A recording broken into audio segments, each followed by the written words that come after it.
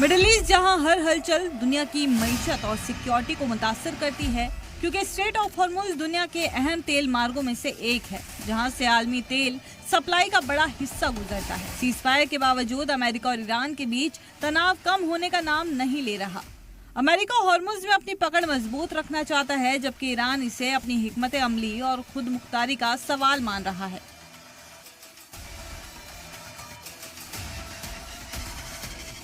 بس اگر بخواد دوباره ادامه پیدا کنه این جنگ جهانی بشه، یعنی لایه‌هایی که هستن که قراره که این کارا رو مدیریت کنن روز به روز اینها حضور جدی‌تری پیدا میکنن تو صحنه و middle east में जारी जंग का असर अमेरिका के अंदर भी दिख रहा है। अमेरिकी सदर डोनाल्ड ट्रंप के फैसलों पर सवाल उठने लगे हैं।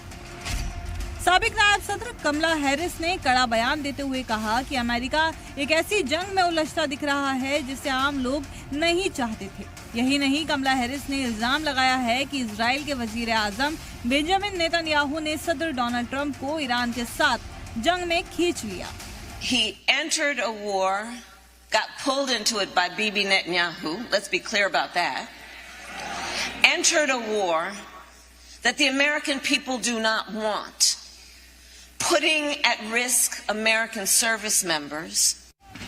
ये बयान इसलिए मायने रखता है क्योंकि इस जंग में इजराइल को कुछ नहीं हुआ, लेकिन अमेरिका को भारी नुकसान उठाना पड़ा, चाहे फाइटर जेट की बात या फिर अरब देशों में मौजूद एयरबेस की।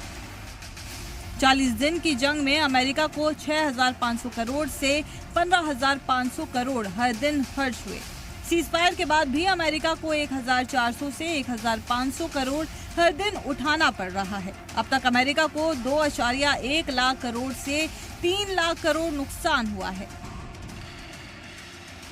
इसलिए सदर ट्रंप पर सवाल खड़े हो रहे हैं कि बेवजह अमेरिका को ईरान के खिलाफ जंग में झोंका।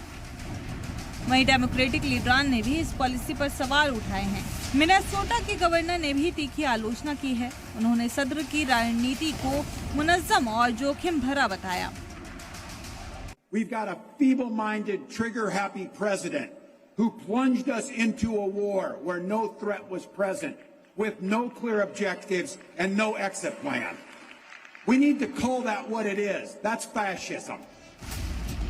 अमेरिका और ईरान के बीच अगर ये तनाव बढ़ता है तो ये सिर्फ खारजा पॉलिसी का मुद्दा नहीं रहेगा, बल्कि अमेरिका की घरेलू सियासत में भी बड़ा मुद्दा बन सकता है। ऐसा पिछले महीने देखने को भी मिला था।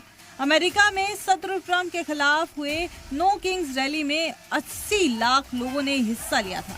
पूरे अमेरिका के सभी 50 रियासतों में 3,300 से ज्यादा जगहों पर एहतजाजी मुजाहिरे किए गए थे। ये लोग सरकार की कई पॉलिसियों से नाराज थे। उनका गुस्सा खासतौर पर ईरान के साथ बढ़ते तनाव, सख्त इमिग्रेशन कार्रवाई और बढ़ती महंगाई को लेकर थी। ट्रंप के खिलाफ अब तक कौमी सतह पर 3 बार नो किंग्स एहतजाज हो चुके हैं। पहला बड़ा एहतजाज जून 2025 में मुनाकिद किया गया। इसके बाद अक्टूबर 2025 में दूसरा प्रोटेस्ट हुआ, जबकि तीसरा प्रोटेस्ट 28 मार्च को हुआ था। यही नहीं, ईरान से जंग छेड़ने वाले अमेरिका के सदर डोनाल्ड ट्रंप की अप्रूवल रेटिंग बुरी तरह गिर गई है। डोनाल्ड ट्रंप की परफॉर्मेंस से केवल 36% अमेरिकी ही मुतमईन है। ईरान पर हमलों को भी सिर्फ 35% लोगों ने हिमायत दी थी, जबकि 61% ने इसकी मुखालिफत की थी। यानी डोनाल्ड ट्रंप के फैसले की मुखालिफत पूरी दुनिया के साथ उनके अपने मुल्क में भी हो रही है। मिडिल ईस्ट में बढ़ता तनाव, हॉर्मुज पर टकराव और अमेरिका के अंदर बढ़ता एहतजाज, ये तीनों इशारे दे रहे हैं कि आने वाले दिन ट्रंप के लिए चैलेंज से भरपूर हो सकते हैं। ब्यूरो रिपोर्ट, सलाम टीवी।